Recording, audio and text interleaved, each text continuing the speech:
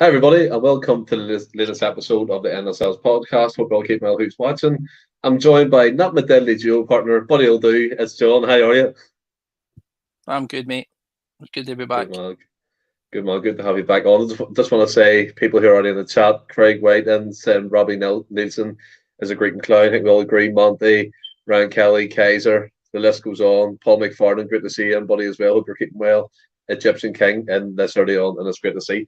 But I mean, it's been a kind of a wonderful, kind of weird kind of weekend for football. You've seen Celtic win a stop-start game 2-0. We're top of the league by 2 points, 36 games unbeaten, equaling, I think, Postecoglou's record of Brisbane Roar, which is fantastic.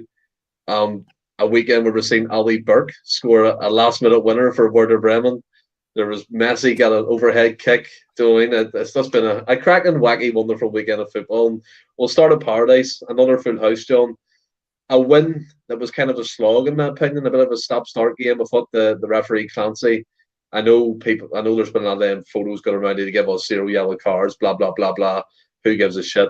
But in regards to the game, I thought the whistle was heard more than the actual ball being kicked around. But we got the win in the end, and as we always do, a brief summary. What did you think? Aye, listen, we've done enough to obviously see the game out. Hearts is never easy, regardless. They're always a tough game. And like you said, we were a wee bit slower than we have been recently. Like we didn't seem up to the same sort of pace and tempo as we did previous games. And like I think even on Friday, I think a lot of us were confident we were going to hit 3 or so goals just off the back of the Kilmarnock game because we were just steamrolling everybody. But again, these games are going to happen every now and again. You're going to have instances where like the referees constant stop starting may sort of bring the tempo down or whatever, or maybe even Celtic just no moving out of a certain gear. I don't like it, but like we obviously they need to maintain this for the course of a season. So we're going to have games where maybe the tempo will dip. But listen, we've done enough to see us get the 3 points, and as you say, with the other results at the weekend, it's obviously put us in a good position now. Yeah, it has done. As I said, 2 points clear, getting that kind of momentum going, 4 wins on the trot. It's like that psychological build-up to the Glasgow Derby on the 3rd of September. But I do want to make people aware, I haven't reviewed the Super 6 League at the minute because there is a game being played at the moment between Liverpool and Manchester United. So we'll get the outcome of that on Friday's show. I don't think by the way, given the results this weekend, I don't think anybody's really moved. I think it's probably going to be the same as last time. The results have been absolutely mental. To be fair, I think Francis, he seems to have his finger on the pulse when it comes to this sort of thing. He's probably moved up or stayed where he is. But in regards to that, we'll be having the update on Friday because I was convinced I was going, why is it not updated? But Ross reliably informed me that there's a game tonight. Yeah, so that's why. But but we'll move into the players, and there's been a lot of talk around Maeda. Now, it's not a negative or anything at all like that. It's just a wee debate around him. He did get an assist, but I've heard a few murmurings and from yourself, John, you brought it up before in a podcast about maybe bringing him on the latter stage of the game when the teams are tired, but then people counter that by saying he does the job for the 60 minutes, then Abada or Forrest comes on and finishes it off, so to speak. But I'll give my take on it. I don't really think, from what I've seen this season, he has like the instinct to take on a man. He doesn't seem to like go down the byline, although he did whip in a cracking ball, but that was from Juranovic's play, integrate, and then bang, it was Kyogo finished it. I just don't see him being that player for us, and he always cuts back and he plays the ball back. And I know Postecoglou, we've heard it many times before, said he doesn't like that style, but Maeda does bring a lot in terms of pressing. But where I'm coming from, he's more effective in a team that opens up and he can counter, he can get in behind, finish off at the back post or link up the play of Kyogo like he's done in the last couple of games. But where do you stand on it? Because I know you were talking about it before even anyone else brought it up.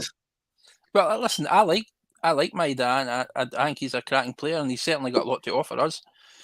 But I just as of late, I guess I don't know. Maybe based on what I'd seen him last season, I was expecting him to start this season. It's difficult to sort of say, but from like I agree with what you've said in that beating a man, he doesn't seem confident in beating a man, and he's certainly got the pace to knock a ball by somebody. We've seen players in the past who weren't particularly the best footballers, and I think Dyson is a good footballer.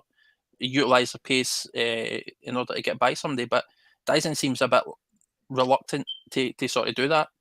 And he does pass the ball back quite a lot. I thought his assist for the goal was perfect. But I don't know. I still think there's something missing with Maida, and I would maybe be looking to start or to start Abada even in the next game. Just to sort of see how that works, bringing Dyson on in the sort of latter stages when legs are a wee bit more tired, and then seeing if with fresh legs he can have a wee bit more of an impact. But like I said, 99% of games we play in, we're going to dominate possession, and it's difficult to sort of say when you're in that much control with a game, whether or not a player is. Aye, we've all been telling them all week. I hope you've got that sorted. He's still refusing. It helps me sleep. I was used to it. I don't know how the fuck it helps you sleep. It's the rhythm. I'm all about the rhythm, but as you were saying. Aye, so like I said, it's difficult to sort of be negative towards a Celtic player's performance per se, because we're controlling games, and you'd have to be a whole other level of shite to be making any sort of impact at all, given the amount of possession we're having and how much we control games. But with that being said, I think that as a collective, and when you look at the team, there's certainly, he doesn't look as strong, I guess, than other guys going forward, if that makes sense. I just think there's something missing there. I don't know if it's maybe a confidence thing or whatever, but last season, like, listen, his work rate and everything else is fantastic. And like I say, I like the guy. I think he's got a lot to offer us. He's a great football player. He'll score goals. He'll get assists. I just think there's something missing at the minute, and I don't think that. I think, or at least we're missing something by starting him, is what I guess I should say, in league games, because I think, and we touched on this a couple of episodes ago. When it comes to Europe, I think when teams are much more open against us and they've got a little bit more space in behind them, and we're going to be on a counter attack at times, because we're not going to control games with the way we do in Scotland, then he's certainly going to be somebody we can take full advantage of, because you can knock the ball forward, get in behind somebody, and then obviously take advantage of the pace that he's got. But when you're spending 90% of the game in the final third of the pitch, movement is sort of minimal for him, and I don't think that plays to his strengths.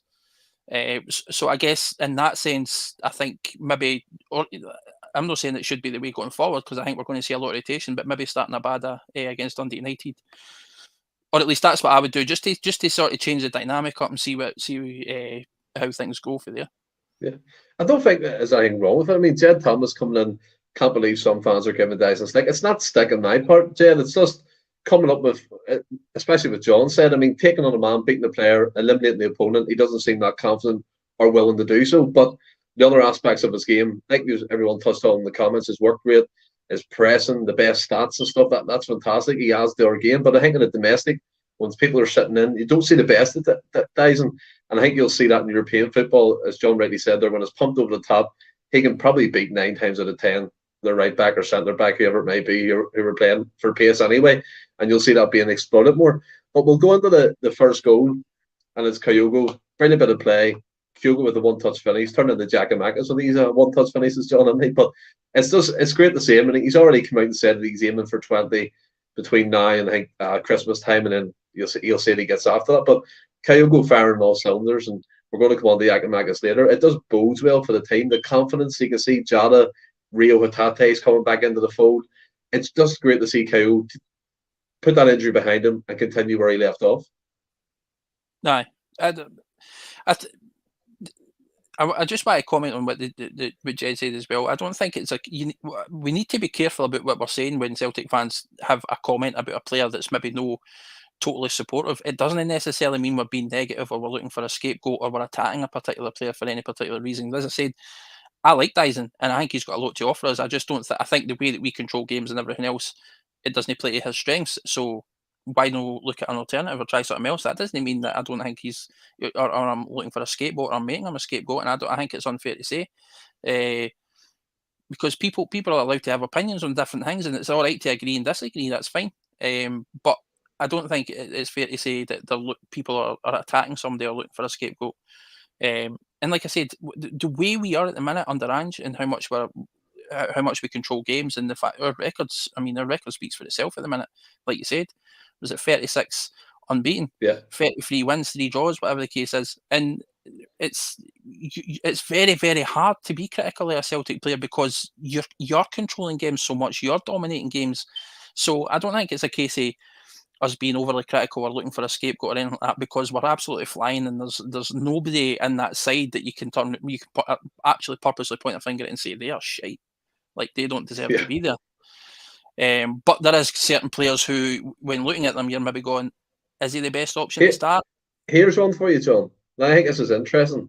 Strange of the Doctor says, if you're in the mood to criticise someone, I'd be telling Calmack to get his finger out of his arse, get his slippers on against the Jambos, wake up, mate, and get busy. What do you think about that?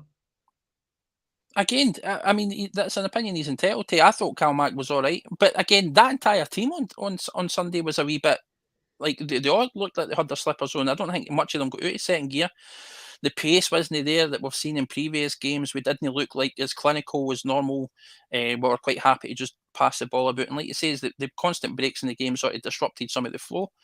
So again, it's difficult to sort of pinpoint a particular player and hold them to account for anything that happened. We won, we didn't concede.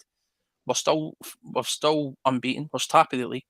There's nothing to be overly critical about. But like I said, you're allowed to say, his performance in this particular game wasn't good enough, and that's fine. Yeah, I think Kaiser comes in. It's constructive critique. Nice word there. I mean, for me, that could have been hard to say, but I actually said it. Improvements that could be made to the players, no malice in it. 100%, 100%, Kaiser. And we're looking forward to having you on the show for the first of the Viewer Takeover this Friday coming. So get your seatbelt on. It's going to be one hell of a ride for that. Like, but I think as well, like you look at the team, and it's not trying to find negatives or point out criticisms. And that's another great point, that it does look a bit sore. Maybe Ange is protecting against injuries, especially for the European campaign, or maybe it's a different style. We obviously don't know what instructions Ange gave the guys prior to the game, but he even said in his press conference it wasn't your usual sort of self, and we didn't hit the gears. Ange said it himself. Like, he's aware, he's seen the same thing that we've seen. We weren't hitting the same sort of strides we have been previously, and I think that's going to happen throughout the course of the season. I don't think it's any one particular individual's fault. I'm not going to sit here and point the finger and say it's his fucking fault. It's his fault. It's his fault. He's shite. But if a player maybe isn't performing to the level I'm expecting him to perform, then I'm well within my right to say he needs to step it up. Like Strangelove says, he thought Calmack wasn't up to par against Hearts, and again, he's entitled to that opinion. And I think it's all right to be like that. We have to. I mean, of course, we're going to be critical of some players, but we can't just sit here and go, everybody's fucking perfect. That's ridiculous. Yeah, I mean, Phil McGinley's even commented on a few players. We've started something here, so there's definitely something in the water. Phil O'Reilly has been a bit too quiet this season. Confidently got the gears. Again, I actually agree with that one. He does look a bit agree as well, because no, listen, we said at the start of I definitely said start of season. He was already, I was just shooting for player of the year start of season, but he's no. Listen, I'm not saying he's been bad, because he's no, but he's no hit the same sort of, I don't know, the level that we're expecting. A lot of these players now have set a bar, right?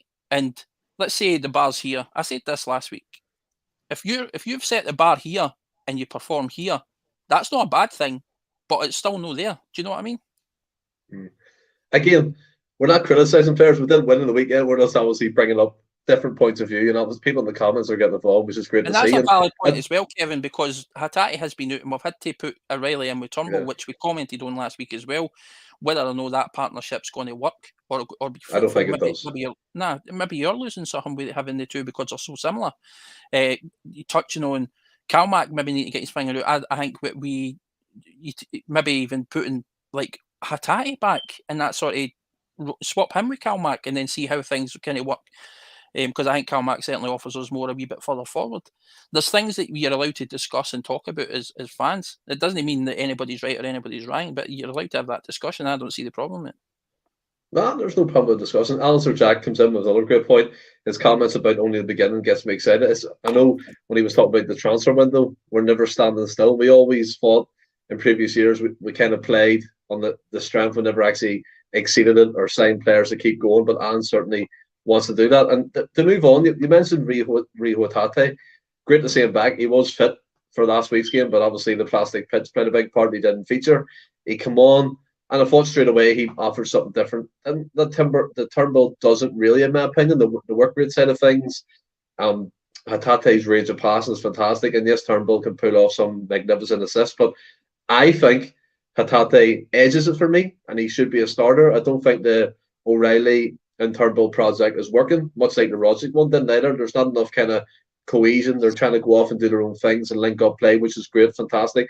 But Hatate for me is like a wee dynamo.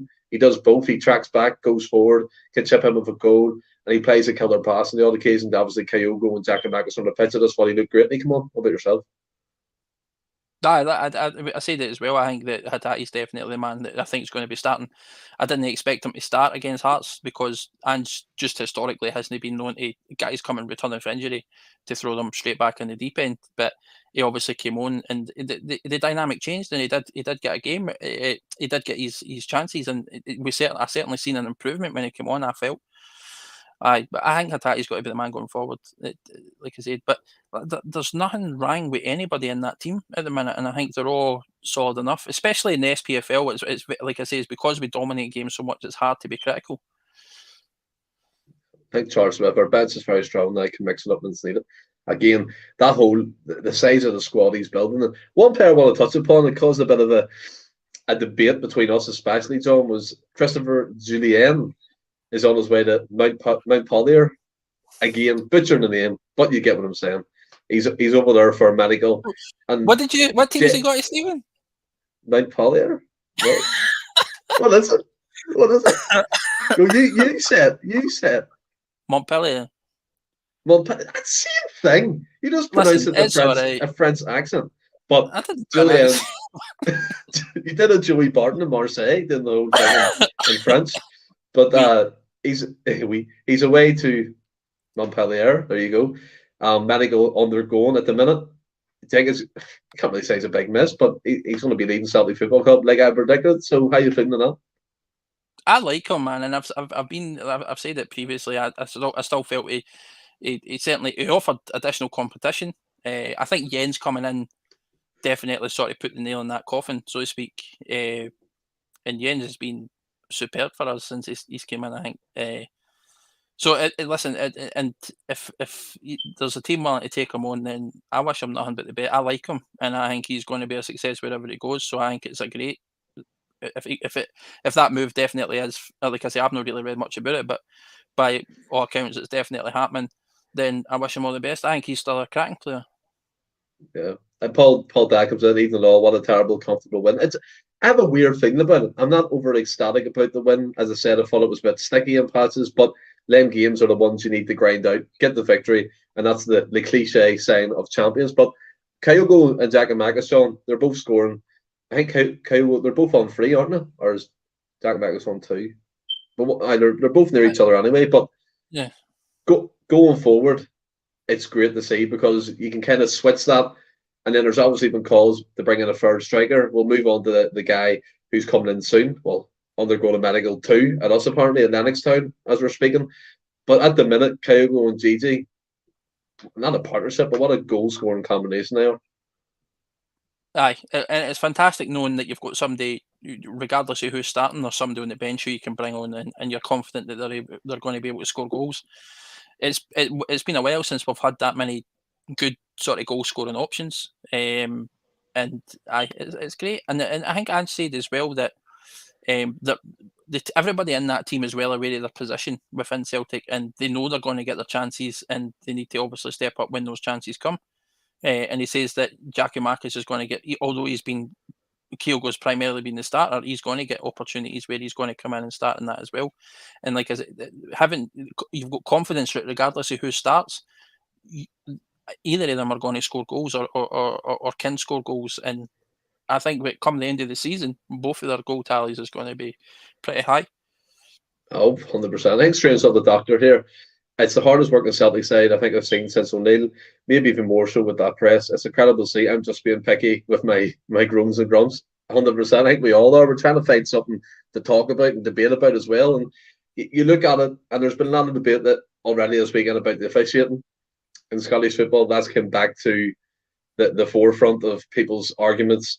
I mean, even in the game against Hearts, the amount of times that they called Kyogo offside when he wasn't, it was incredible. The 2 yellow cards that Robbie Nielsen had a wee cry about in his clown shoes were proved to be yellow cards. The referee and expert in Sky Sports was like, why is he complaining? Fair enough, you move on. Then you go to the other game. Maybe one of them was a red card, but the elbow in the face definitely was. But the standard of officiating is absolutely shocking in Scottish football. And VAR, if it's held by the same guys who are in control of matches, it's doomed from the start, in my opinion. Like, listen, we've been very, very vocal here about the standard of officiating in this country and the referees, and I've not been shy calling them out either. And it's never going to change. And I've said it repeatedly. Like, the standard of refereeing in Scotland, and just Scottish referees in general, is absolutely shite. And we just have to do it. And the only thing we can do as a team is just put games to bed in their own way and not rely on anything else and not give anybody any excuses. I know Robbie Nielsen wanted to come out and he started throwing out absolutely ridiculous stats that made no sense. Like, Celtic had 15 fouls and no cards, and we had 11 and 2 red cards. It's like, you need to understand, you're a fucking professional footballer and you're a manager. How do you not understand the difference between a foul and a bookable offence? See if you're committing a foul, like, you're going to have fouls throughout the course of a game. Every team commits fouls throughout the course of a game, but not everything you do is a bookable offence. So see if you're actually wiping players clean out and you're doing it numerous times, you've no option to get a red card. So I don't know what he's greeting about. I think Clancy's an absolute fucking terrible referee, like everybody else in Scotland. Column's a fucking terrible referee. But all the greeting about, like, and all this talk about how there's a conspiracy now that it's all favouring us. Hilarious. Well, a little bit. But here's one for you. I heard you talk about the MLS, the kind of franchise they have and stuff to sort out the TV side of things. What would you do to sort out the refereeing side of things? Is it a case of employing from overseas, lower leagues in England, even over here in Ireland? There's some good officiating in the League of Ireland. That's so much. Yeah, no, listen, I would be bringing in for any country bar Scotland. It is. Listen, you genuinely can't do worse, right? See, bringing in referees for, I mean, that's the level we're at. Bobby Madden went down to England, and what tier is he in? League 2. He refereed League 2. Exactly. There's a Premier League referee in Scotland went to England to referee League 2 games. I mean, that's the kind of level you're dealing with. I would be bringing in referees for Europe. And one of the things we need to avoid, and a lot of people can say, how can you say that? It's blatant to me, and I mean, throughout the years we've seen it. There's certain referees who have a distinct bias towards certain teams, and I don't think it's wrong to say that doesn't play our part in some of their decision making, because it absolutely does. Unconsciously, maybe, but it shows. Yeah, no, absolutely. But I mean, we've seen it. Like, how can you turn around and say that that's not the case after watching it for years and years and years? A great point by I'll never forget Colin. Exactly. But he's doing everything he can to favour us, and that it's fucking ridiculous. But listen, I think it's the standard of refereeing in this country. And I've said it numerous times. You would look elsewhere if it's England, Ireland, like just anywhere across Europe. Really, just bring them in to officiate games, because, or at least the referees coming up through the game in Scotland, have them actually do it in a much more professional sense. Because as far as I know, they're no. I mean, fucking, we've got Douglas Ross as a fucking referee here. Do you know what I mean? That's a Tory MP as a referee. It's like, embarrassing. It is embarrassing, and you don't see that anywhere else. And like, we need to just stamp that shit out. Referees coming through need to be done. It needs to be. They need to go through proper channels. They need to be fully blown professionals, full-time professionals, and we need to start looking, as it stands at the minute, overseas. I think Paul Dye comes in here. Unfortunately, the standard of the ref usually matches the standards of the league, which is correct. The money, he brings it back to the money side of things, John. And I think that's a fair argument, because without the money and investment, and we see these crap TV deals from Sky, Neil Doncaster milking the teats from Sky Television when they do fuck all for the Scottish League, and you see them accepting absolute horrible TV deals to fund it. And then you go into it, and you're right, Douglas Ross, an MP refereeing games, he obviously has biasm as well. I think there should be an avenue where you can say your team who you support and just be put away from that kind of environment. Move it on to someone else. Look outside the fucking stratosphere of Scottish football for a referee. Pay them more money. I remember watching the refereeing kind of training on Sky Sports that they do in England. That's proper professional. I know there's obviously issues down there as well, but Jamie Carragher was doing it and he was blown out of his hoop when he was trying to see the referees up here. It seems like they just park the car up in the car park, walk in and do the job. Do you know what I mean? That's like a Sunday league type shit. But see that in the VAR room, if the money's to wrangle the sort of way where it was a Scottish referee officiating it, getting overseen by like a Spanish German referee in the VAR room, obviously you can do that kind of digitally and virtual. Would you be for that? Aye, because it removes an element of bias. I mean, let's say we're in a position where you're introduced VAR, right? And this is going to come across as like some sort of fucking conspiracy or whatever it is, but I'm using this as an example, right? This is just as an example. I mean, imagine you're in a position where Douglas Ross is refereeing an Old Firm, a derby game. I'm nearly fucked up there. Douglas Ross is I know, refereeing a derby game, right?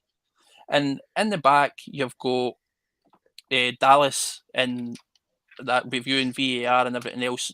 I mean, I'm not going to say that their bias is going to play into that, but I think that it's a ridiculous position to be put in, and you're giving guys who are completely incompetent and I don't think are fit to do the job far too much power. VAR should be coming in to sort of remove that. I mean, the whole purpose of VAR itself was designed to remove any sort of element of doubt for referees. And time again, we've seen it even in England and in Europe. They still get all these calls wrong. So I have absolutely no faith that that's going to change. Yeah, Phil McGinley, with VAR coming in, it's one of the reasons why we have to be so clinical in games to take every chance. Going to see many goals disallowed for very tedious things. It's a sleeve being offside, 100%. I don't like that kind of aspect of it. I think it's still very robotic in the way it's going. And apparently, at the minute, John, Manchester United are winning 1-0. Shock to us all. But I think in terms of the VAR, the whole lines and if your fingernails off, they need to sort a lot of it out because I see the Bundesliga seem to have it nailed. The Premier League are still having teething problems 2 years down the line. I think it's going to be utter chaos when it comes into Scottish football with the absolute button merchants who are controlling it. Do you know what I mean? It's crazy to think that, as you said, you could have. Yeah, no, you're absolutely right. But step one in terms of VAR in this country and making it a success and making it work is you need to sort the refereeing issue out first. He's a linesman. He's a linesman now, but he has refereed games in the past. What I'm saying though is you can't have the. I mean, you're looking at even as a linesman, you're classifying these guys third, fourth, fifth officials or whatever the case is. These guys then get employed to do stuff in the VAR room, the video, and that's where it becomes a potential issue as well because you've got far too many potential bias making decisions. And we're all going to see it, and this is what I think is going to make it even worse because we are going to be watching games, right, when VAR is implemented, and there's going to be a decision made that actually goes against either us or any other team, and then fans are going to be like, well, that was clearly a foul, or that clearly wasn't a foul, and they've been given it anyway, and it's just going to completely be moot. It's like everybody's going to say, what's the actual point in it? So, it comes back to the standard of referees in general. VAR can be a success if you've got the right guys doing it, which we don't have. So, I have absolutely no faith it's going to work. But as a football nation, Scotland is so behind everybody else. It's absolutely incredible. And I think when you were reading off the current TV deals and stuff, Norway, Eredivisie, Serie B, and all them types of leagues getting more money than Scottish football, we should be at least challenging up their equal sort of pay and all that kind of thing. It doesn't ever seem like it's going to. Because they're not classified as actual professionals. It's a part-time job, and that's part of the problem. But that comes back to the fact where over here, when you're playing an amateur game, the referee turns up with a donut in his mouth and he gets his pay checked for 50 quid at the end of the month. That's exactly what it's like in Scottish football. And we're never going to see it change. I can't remember who said it now, but Paul was that said it in terms of money. We need it in. And if refs are up to scratch, we 100%. So I think that kind of sums it up. And we'll move on to the transfer rumours, John. And you ready for it? I know you've been all down for me to say this. I think I even seen the comments when he first came in, or was rumoured to be coming in.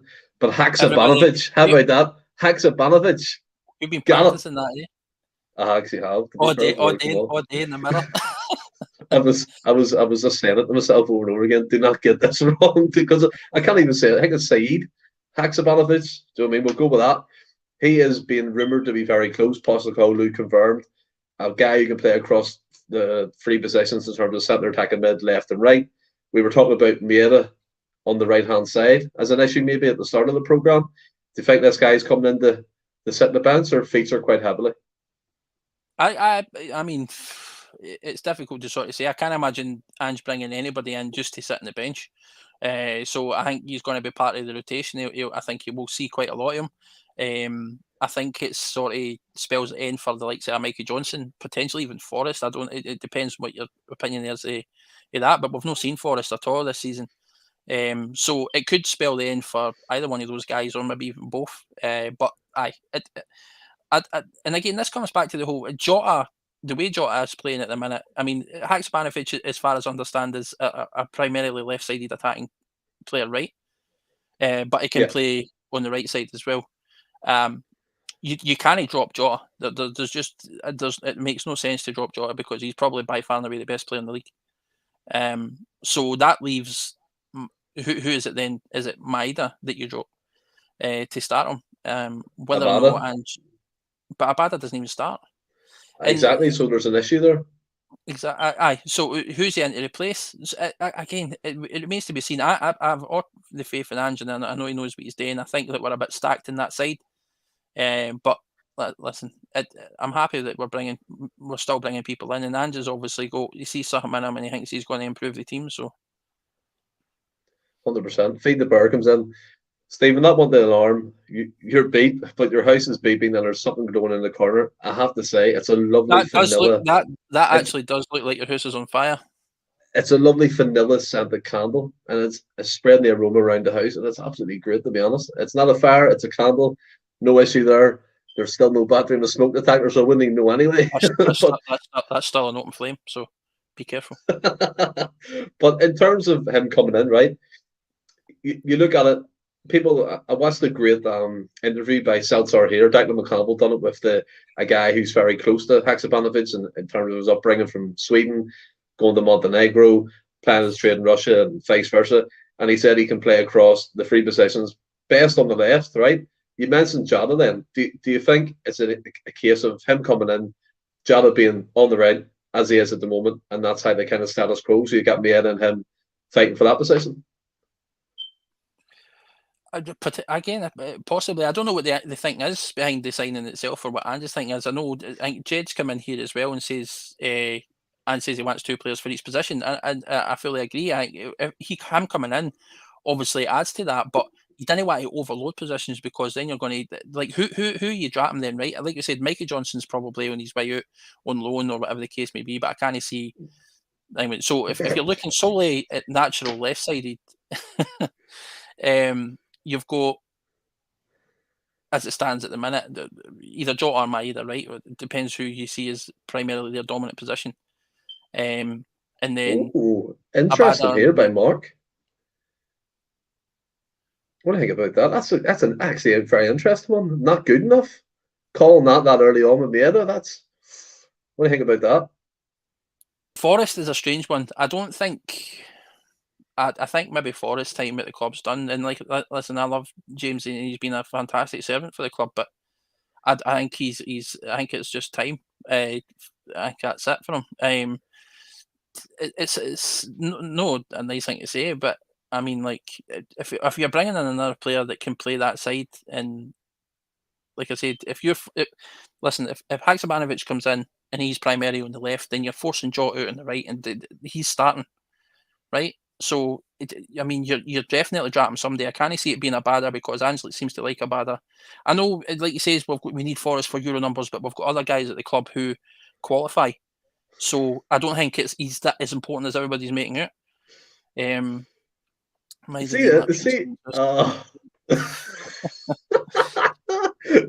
see us old smoke alarm. It's a running joke even in the podcast chat. After he done Are we sure his alarm was faulty? That light's flickering like nobody's business. Sure, that's not a fire. Alistair Jack, I want a KFC. I had one today. It was lovely. Had a wicked singer meal. Absolutely great. And this is a good one by Strains of the Doctor. He could be a direct replacement for Rodzik, who's been linked to Everton. That's a good shout. But is that his primary position? Well, I think he's played there, not majority, but he's mostly on the left, but kind of in that kind of no inverted role, as you would see like the left and right back doing, just dropping in that hole, creating the space and making assists. But who knows? I mean, he could be. Like I mean, Paul McFarlane. Until he's signed and we actually see him play and where he's playing or what Ange's plans for him is, we can sit here all night and sit and talk about who could potentially be drafted in favour of him, whose position's up for grabs. I mean, we might not even see him feature. He just might not be good enough to dislodge anybody. Like I know we want depth and we want whatever across the board throughout the full team, like we said earlier. But I mean, it remains to be seen. But by all accounts, from what I'm hearing, is he's meant to be a top talent. So who knows? Yeah, I think he like in terms of what we've seen, obviously from the clips and Euro Scout, Y Scout, and all that type of thing, he does look a great player. But videos can be a kind of like a fake kind of profile of a player. We've seen it before. So if he comes in, obviously wish all the best and we trust Ans. And do you think, John, that Ans has been listening to the fans' calls for a defensive midfielder? Because there seems to be growing rumours that we're interested in the Hazik split defensive mid. Is it Atanovic? I think it's something like that.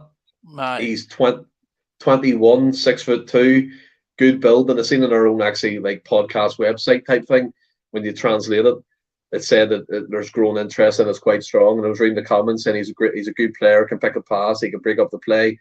Is that the missing piece of the jigsaw? And I'm going to throw one more in here for you. Where does that lead the likes of Moy and McCarthy, Idaguchi? Do you know what I mean? What does that bode for them? Again, we've got players all over the place, and like I say, we've got plenty of depth. So I don't know. I still think that sort of position is one we definitely need strengthening in, because I don't know what it is with Idaguchi, but we've not really seen much of him. I don't know the reason why that is. Only Ange knows, but we thought he was going to come in and be that guy. McCarthy was never Ange's signing. I think that the sort of collective agreement is that Ange doesn't favour him. Moy, he's only just in the door. He was a free, so he's not really, other than his wage, there's no real outlay for him. But again, is he going to be the guy going forward?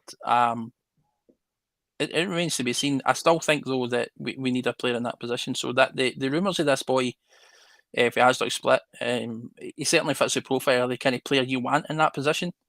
But who knows? Like I say,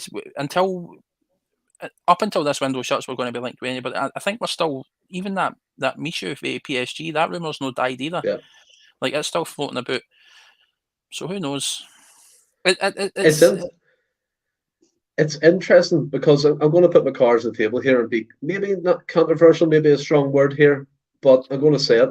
From what I've seen personally so far in the 3 big games he's played, I know like the last 20 minutes doesn't really count, but Aaron Moy, for me, is not good enough. I think he looks very laboured. He runs in straight lines like he's towing a caravan. Takes about 4 years to turn. When he receives the ball, he's almost afraid to go on his bad knee where he done his MCL, which is a bad sign, and that's still affecting him mentally from what I can notice. His passing, like everyone says, is okay. There's nothing absolutely spectacular about it. I know he broke up one bit of play with Hearts for doing a counter-attack, which is fair enough. A lot of players can do that. I just don't think, John, Moy, for me, cuts the mustard. I think it's a McCarthy signing for me. Not saying it's the boys of the brigade or best friend job, because Postecoglou's not like that. I think he genuinely signed him for a part to play in the team, a role, so to speak. But this is the first time in a while me and McGranda actually disagreed, because he started to like the look of him, especially in the Hearts game. And I was going, I don't know if you're watching the same game, but for me at the moment, Moy doesn't fit the bill. I don't know why we signed him. It's a waste of wages, in my opinion. I think we could have put that somewhere else. Listen, I'm in a similar sort of boat, I guess. I think that much like, listen, and this comes back to the whole thing about player opinions, right? People are saying, oh, it's too early to say on Moy, it's too early to do this, it's too early to say that. and you're right, it's far too early to say that he's even going to be the player that we want him to be, or that. I hope any player that comes to Celtic and puts the jersey on is a success. I want them to play the absolute best player they can be, and I want Paul. Do it. I want Ants to be able to bring out the best in these guys. But yes, I would agree that personally, from what I've seen, Moy, I'm not seeing anything that sort of lights the game up. And I touched on this previously. He's not an impact kind of player. He's not somebody that's going to come on and change the game. He'll come on and he'll maybe do a job and see a game out for the last 10, 15, 20 minutes. But this comes back to the way our level of opposition, so to speak, in Scotland at the minute.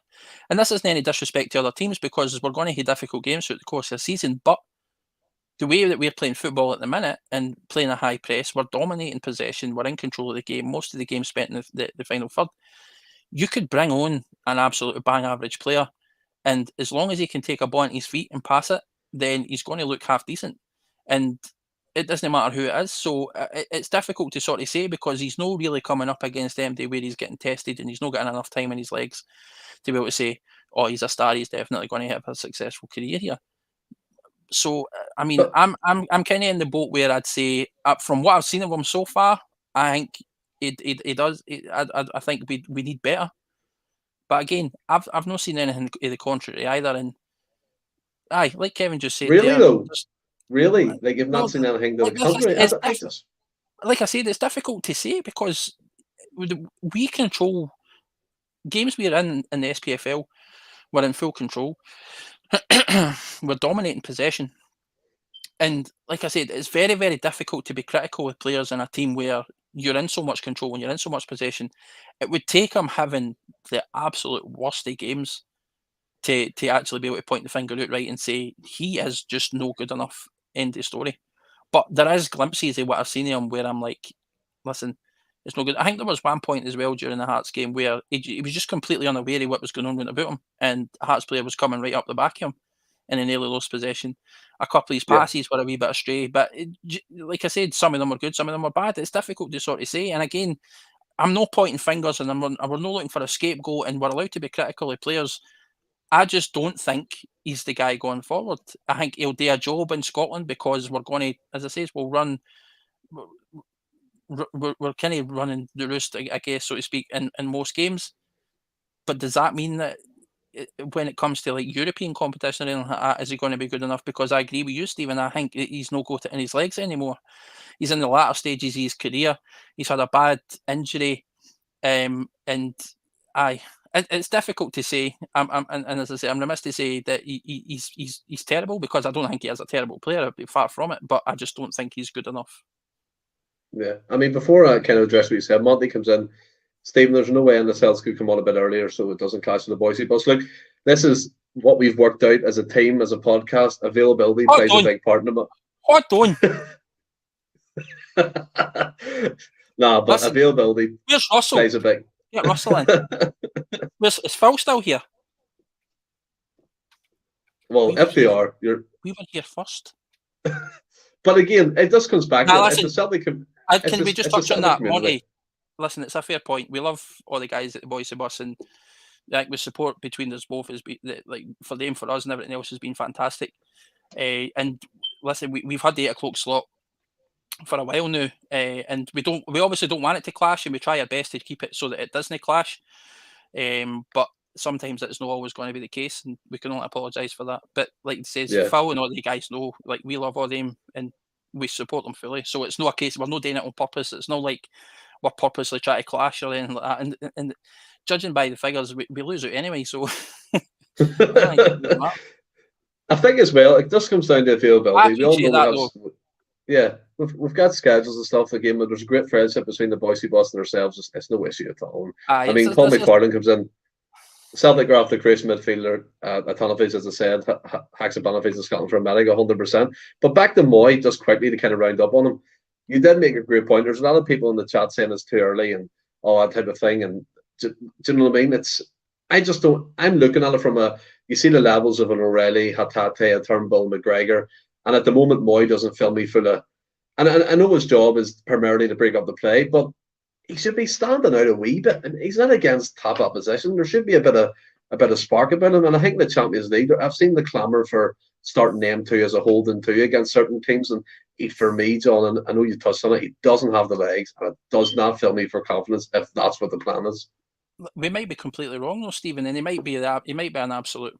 Well, it might be just what we need, but until we see it, then all we can go on is the 20 or so minutes we're actually seeing him. And again, there's nothing that's really exciting me, I guess.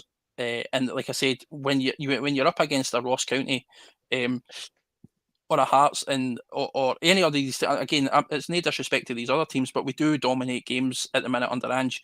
We can completely control the games in possession, and most of the time is spent in the final third. We press really, really high. So, I mean, there's only so much you can say, because it's very, very hard to look bad when you're in such control of a game, if that makes sense. And I agree, Phil. Like I said, I don't think he's amazing, but I'm just not seeing enough at the minute that makes me feel like, oh, he's the guy to play that sort of number 8 role or whatever going forward. Again, it's a tough one, because, like I said, you come across as being overly critical.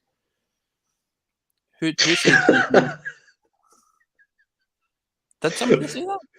I have no idea. Probably myself, of one of the off the cuff things to do. But I think in terms of why we all have different opinions, it's fair enough. I just have mine, and it's going to take a lot to convince me otherwise. And maybe this defensive midfield player from Hazic Split, Atanovic, may be the guy to kind of fill that. But I mean, I just want to make the viewers aware. Obviously, we have announced the last couple of podcasts we're doing the viewer takeover starting this Friday. And albeit John's rubbing his eyes, he's not that disappointed. He's happy, really. No, Kaiser is joining us first, which is this Friday coming, and then Jed is coming on. So anyone who's interested, as we said, approach us on social media and get after on it. That, it's Alistair. As you said, though, at the minute we're doing it. We're going to do it every couple of months, because interest is kind of thing when we don't want to pack it all out and then be left with nothing. But if we get more and more people want to come on, then listen, we might obviously need to make it a much more frequent thing. But as it stands at the minute, we've got 3 who are interested, who have reached out. So if you're interested, just hit one of us up. Anybody, me, Stephen, William, Anthony, Francis, Ross, whoever, and then just let us know that you're interested in coming on, and we'll get a date penciled in. Yeah, 100%. But in terms of a podcast, John, I was going to do a week segment, but I'm not this. I'm going to leave that for Friday. We'll run with that when Kaiser comes on. But Celtic won. We're 2 points clear. Top of the league, looking down, as the song goes. It's a great feeling. A Celtic Football Club, isn't it? Aye, and I long may it continue. I don't want to jinx it, but we look like we're going to be a very, very tough team to beat, and we're going to be our own worst enemy this season. If we lose at all, it'll be because we've shut the bed. But we're looking phenomenal at the minute. Yeah, so I'm buzzing. This is an invincible season, Stephen. Let's go. Oh no! You better be touching something. Don't be jinxing that. But I mean, in terms of that, join us again on Friday when the first viewer takeover comes on. Kaiser will be having a bit of crack and stuff. He'll be joining us. A few beers will be open. The bar and Endless Celts will be in full capacity. So it'll be a great show. We'll look ahead to Dundee United again. But to everyone who was watching and who is going to catch up as well, thanks very much, and stay well and keep safe. Hail, hail.